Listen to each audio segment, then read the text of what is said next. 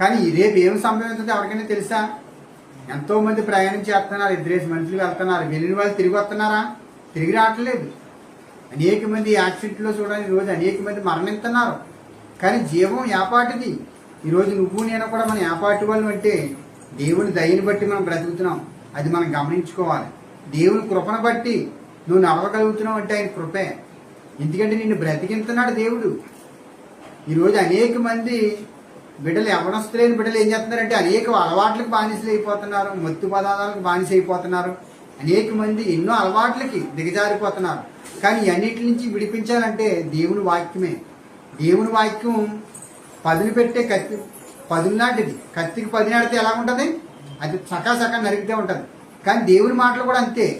ఈరోజు మన జీవితాలు తుప్పు పట్టేసి ఉన్నాయేమో, మనం తుప్పు పట్టేసిన వాళ్ళ ఉన్నాం. మన తుప్పుని తీసేవాడు దేవుడే. ఈరోజు నిన్ను నన్ను కూడా బ్రతికించేవాడు